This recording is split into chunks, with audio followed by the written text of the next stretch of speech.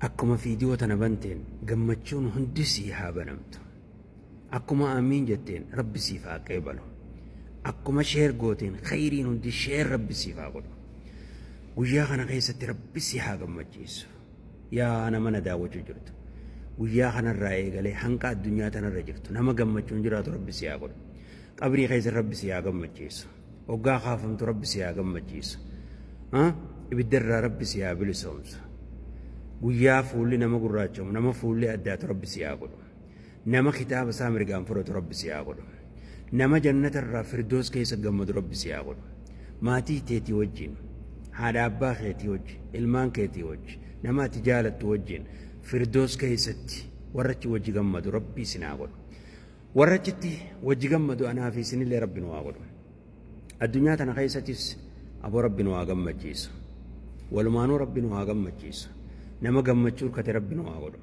Gammachuu teenya tafiin taphaatu rabbi nu haa godhu. Kaayyoo keenyallee rabbi galmaan nuuf haa ga'u. Namni kaayyoo hin qabne hin jiru. Kaayyoo teenya kaayyoo khayrii rabbi galmaan nu haa ga'u. Kaayyoo teenyallee rabbi galmaan nu haa ga'u. Kaayyoo teenyallee rabbi galmaan nu haa ga'u. Hirees bultii rabbi nu haa bareechu. Ilmaanis rabbi nuuf haa qajeelchu. Jireenya keenya hunda rabbi nuuf haa bareechu. Jireenya bareedaa nama jiraatu rabbi nu haa godhu. Jireenya bareedaa nama jiraatu rabbi nu haa godhu. Rabbiin subhaanahu wa ta'ala haasida waanyummaa budaa rabbi nurraa haa qabu. Falfala rabbi nurraa haa qabu. Warra siirii aboo rabbi dhabama isaan haa godhu. Rabbi nurraa haa qabu. Warra siirii dhabama rabbi isaan haa godhu.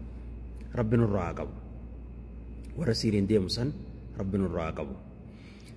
Warra rabbiin subhaanahu wa ta'ala nama khayrii daawwatu ka khayrii sheer godhu ka khayrii hojjetu rabbi nu haa godhu.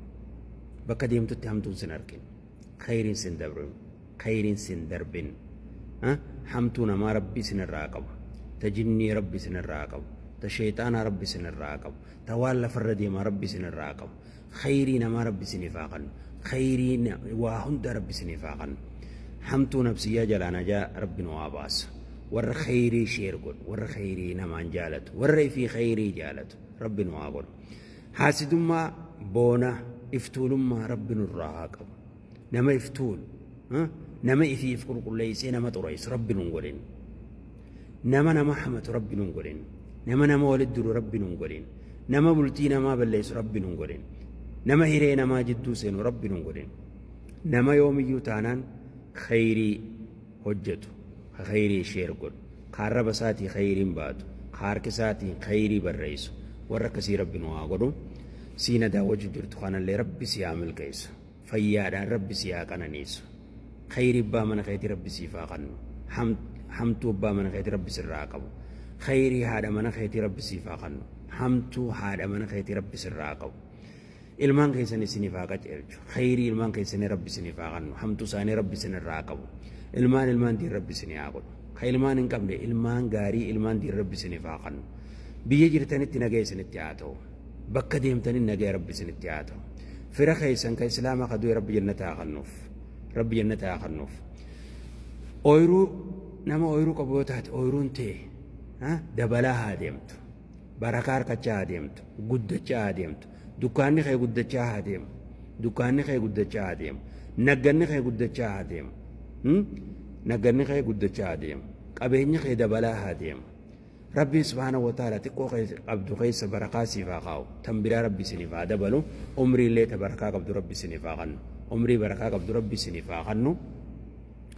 Milkii ganda lamaanillee rabbi nuuf haa kennu. Anaa fi atillee rabbi nu haa milkeessu. Nama keenya kan du'e illee rabbi isaaniif haa araaramu. Jannatarraa firdoos keessatti wajjin haa qananiisu. آمين آمين وصلى الله وسلم على نبينا محمد وعلى آله وصحبه أجمعين.